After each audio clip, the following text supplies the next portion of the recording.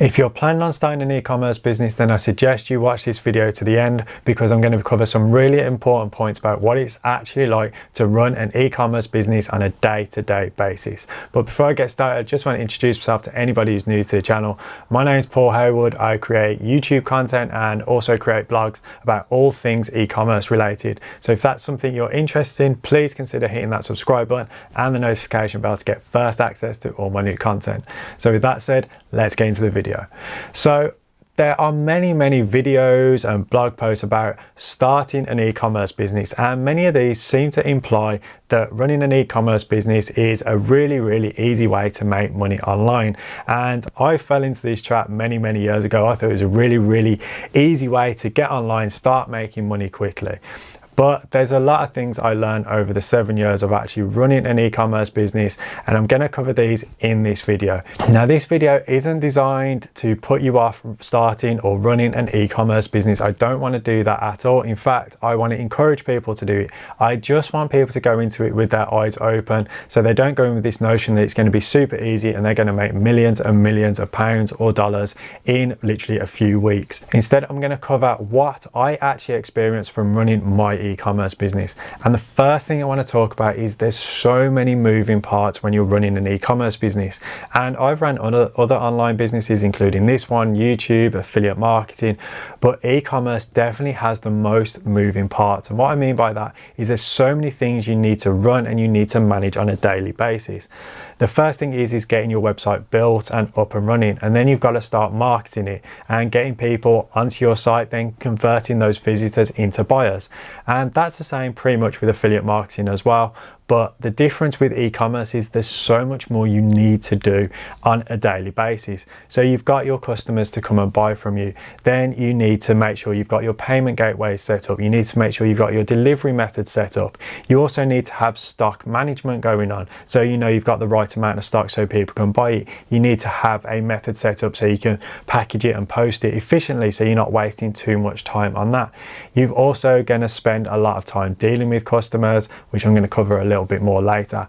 But there are lots of moving parts, and you need to be constantly managing these, especially your stock management, because it's something I know people have overlooked. I know I did it myself, and all of a sudden you realize you're out of your most popular lines, and then it throws a spanner in the works because you've got to try and restock, and you're just having lots and lots of problems because you've overlooked a really simple thing. And to start with, you're going to be responsible for every single aspect of this, from building the site to marketing to stock management to customer service to dealing with all the suppliers. And it's not just suppliers for your products, it's also dealing with payment gateways, delivery companies, all these things. It takes time, and when you're just starting out and you're starting to get sales, it feels like you have no time left in the day to do anything else, because you just constantly manage all of these things.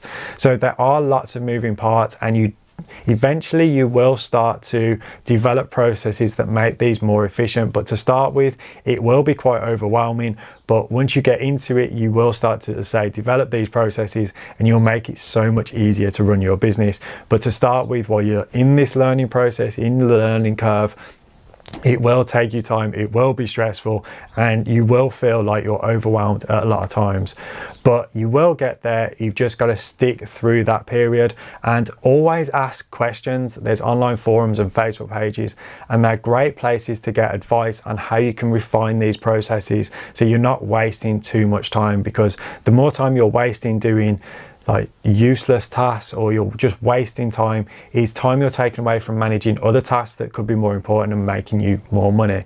So that's the first thing, is there's lots of moving parts that you need to manage, and it does take time to learn exactly how to do that. The second thing is your inventory, and I briefly covered managing your inventory, but on this I'm going to talk about actual sales of your products. And you'll generally experience what's known as the 80-20 rule, and that is that 80% of your sales will come from 20% of your your products. And this happens in pretty much every retail business, whether it's online or actually physically in a shop.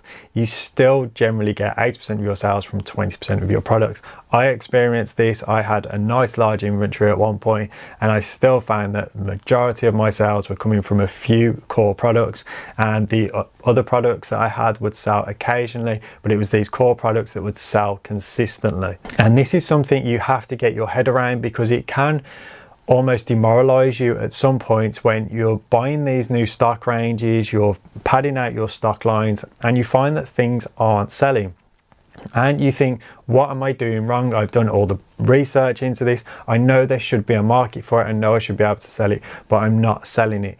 Don't get demoralized by this, because it happens to everybody. That's why retailers have sales, to clear out these lines that aren't selling. So what you want to do is you want to constantly refine your product inventory, because this will eliminate a lot of the products that aren't selling very well. So you can refine it down to a core set of products that sell really, really well. And it's better to focus most of your time on these type of products and expanding those ranges than trying to bring in new products all the time and finding that they're just not working. You want to have that core product line that's going to constantly sell and constantly make you money. So that's the 80-20 rule.